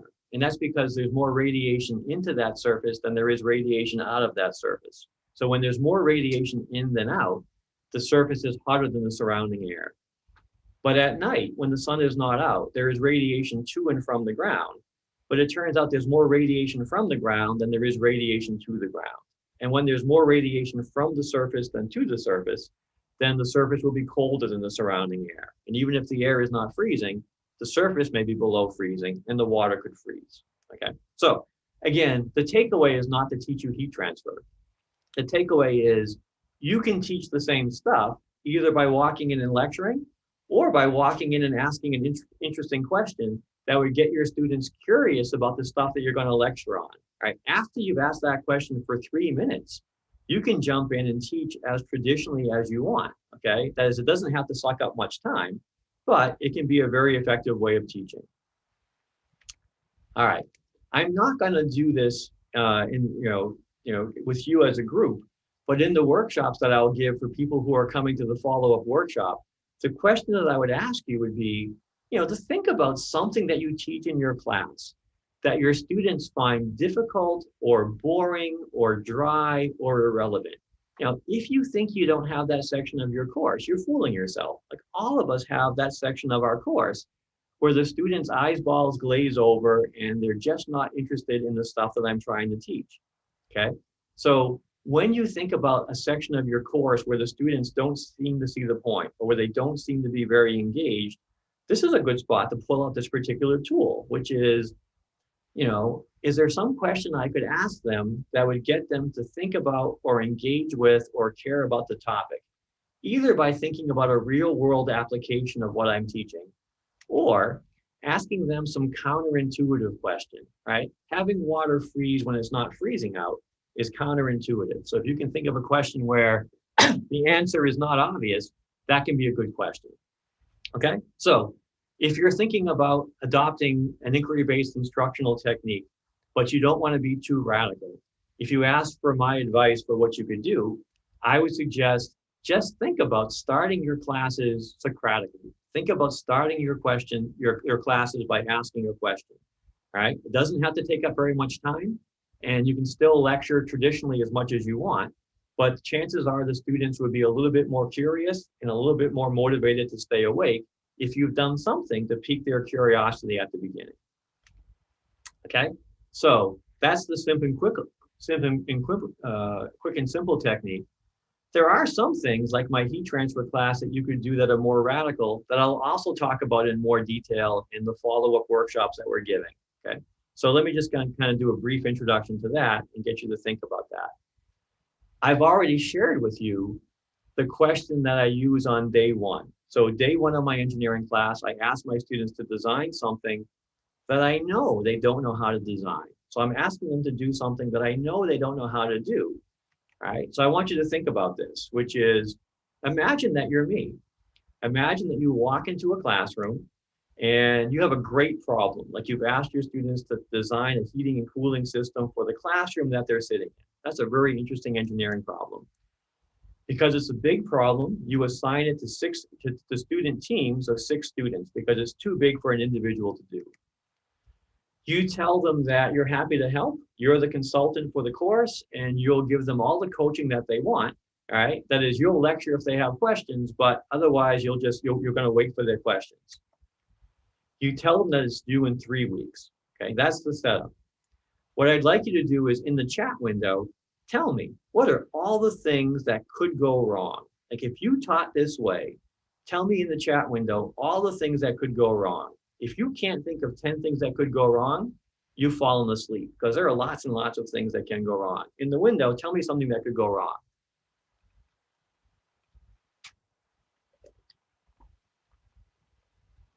There you go, students drop the course, it's just too scary. They Google the answer. There's no time to finish the product. Not all the students participate. Students get scared. Learning is not scaffolded, so they just can't do it. Insufficient time to process the information. They can't deal with their team members, okay? So again, great, they come up with the wrong solution, great. All kinds of things it could be, right? And again, the point that I want to bring up is the what could go wrong question is personally my favorite instructional design question. So what I worry about as a facilitator, as someone who gives workshops on teaching, well, actually I worry about 2 things. One, I worry that people think that I have it all figured out and that I know the answer to all teaching questions. And of course, that's not true. I mean, I struggle with my teaching like you struggle with your teaching. All of us struggle to master our teaching. All of us struggle with some students and getting them to learn. So that's just as true for me as it is for you. But the other thing that I worry about is that someone will pick up an idea at a teaching workshop and they'll run off with it and not think through all the things that could go wrong.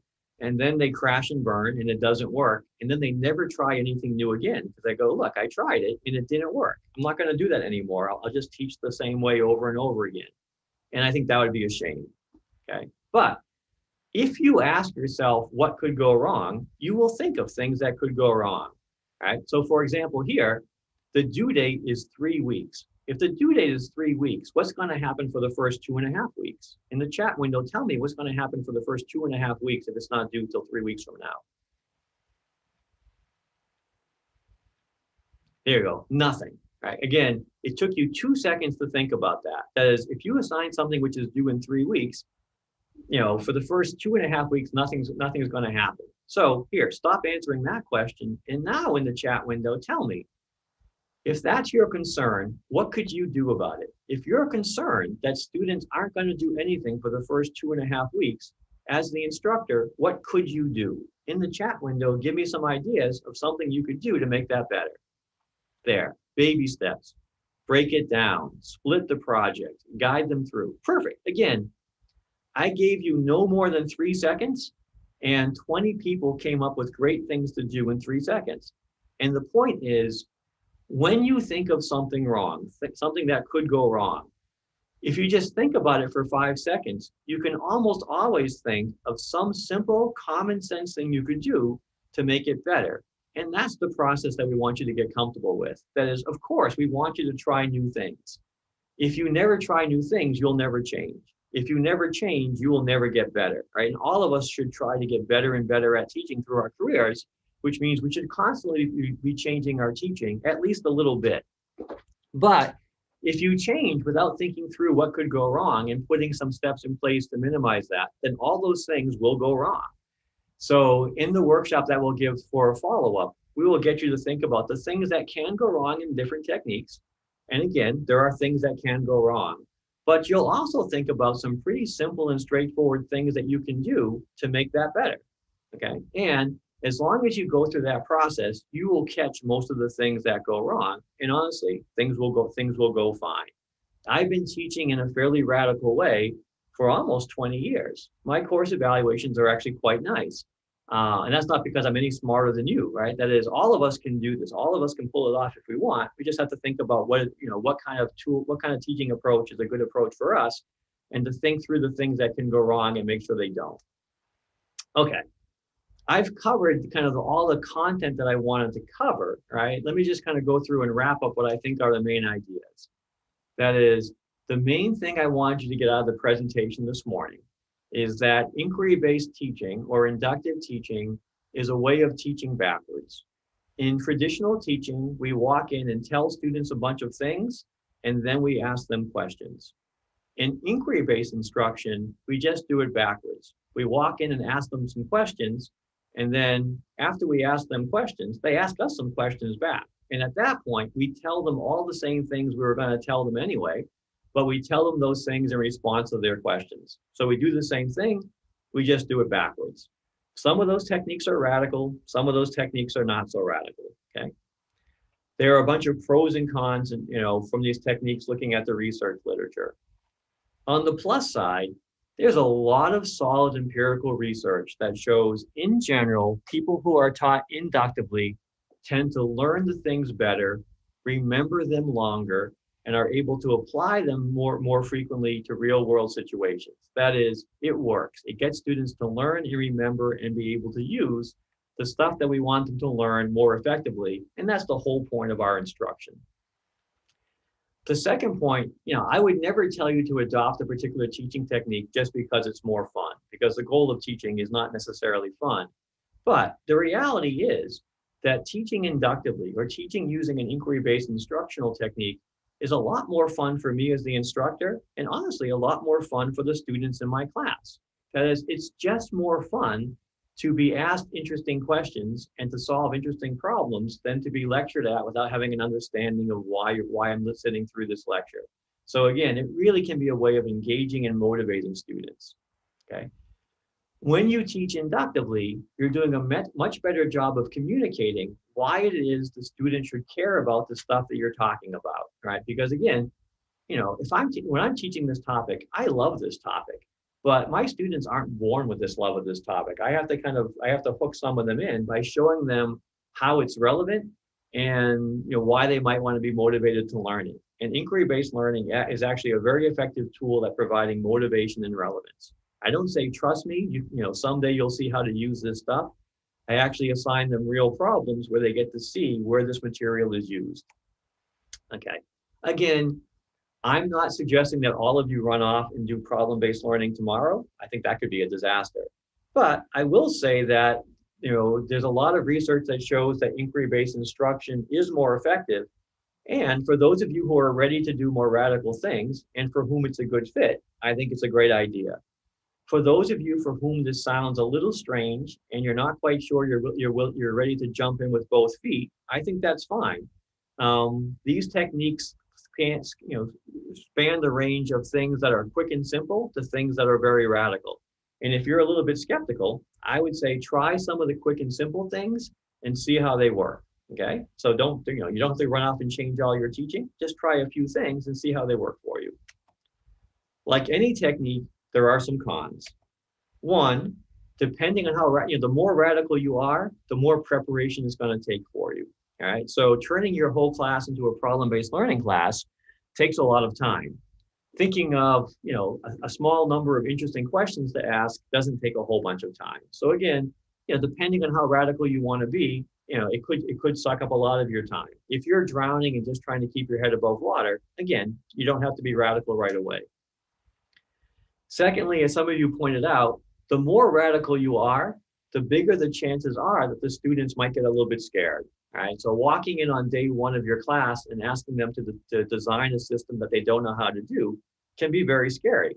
Again, the research literature in terms of students' attitudinal responses is actually quite positive, but you need to handle that well. And so again, if you're a little bit worried about student responses, we'll talk about things that you can do to make that response more positive and how to address students' concerns and fears but that we'll do in the follow-up workshop from this lecture. Okay. You've been a very good and patient audience. Again, the message that I want you to leave with is not that you should all be teaching inductively all the time. That's not the message from the workshop. Sometimes deductive teaching is just fine. The plea is to get you to think about, are there ways that you could teach your classes at least a little bit more inductively, a little bit more inquiry-based? Because again, based on lots of research, it suggests that your students will enjoy it, and so will you, and the students will in fact learn more. Okay, that's a long talk. For the next five minutes or so, I will try to answer as many questions as we can squeeze in the time that we have. Okay, so if you don't mind, I'll just look at the chat window. And again, for those of you who don't have any questions, let me thank you for attending, and you should feel free to sign off. For those of you who have questions, I will hang out until 12:30 and try to answer as many of them as I can. Thank you very much for your attention.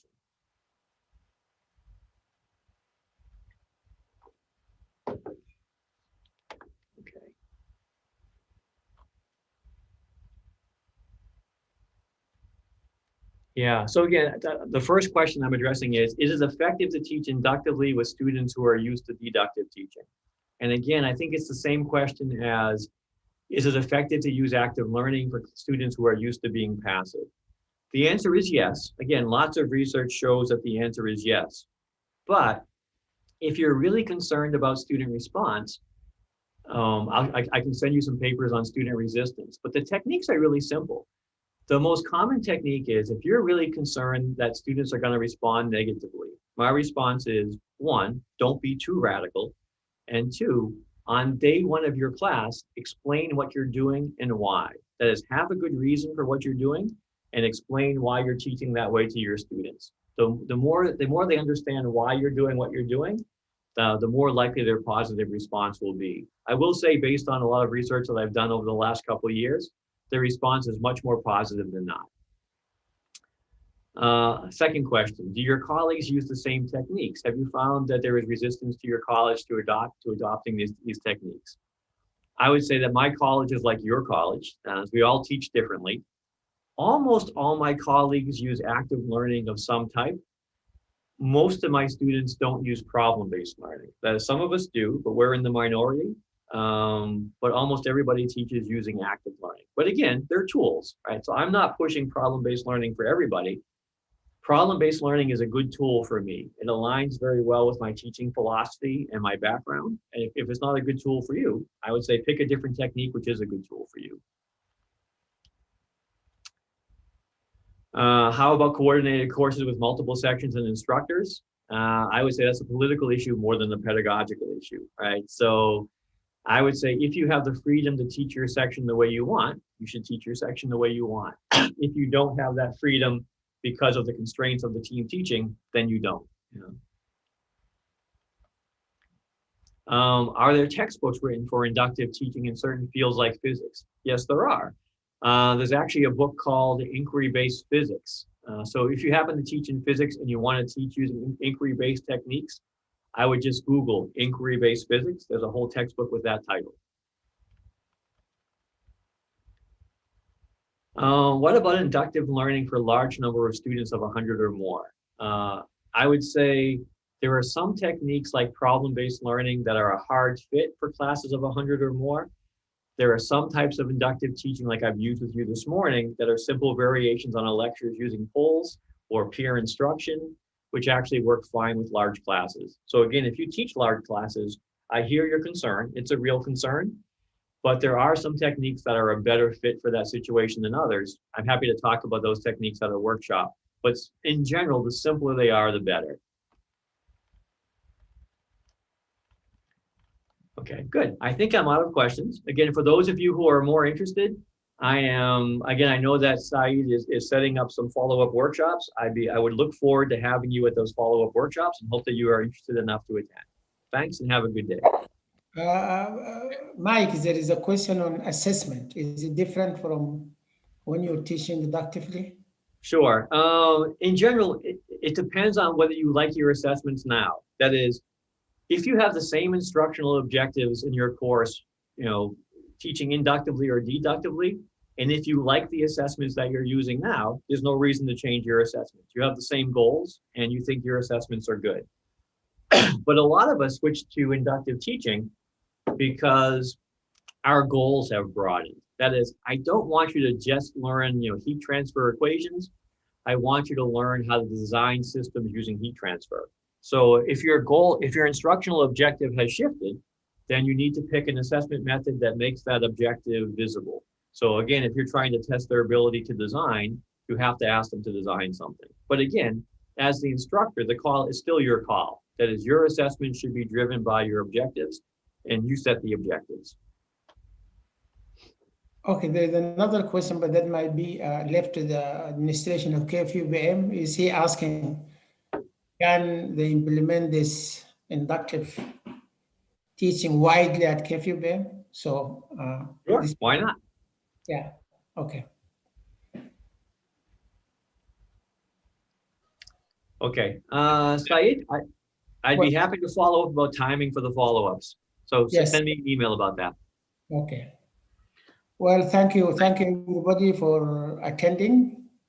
Thanks a lot, and we'll be following up as Dr. Bilin said, and we'll update you on the coming workshops.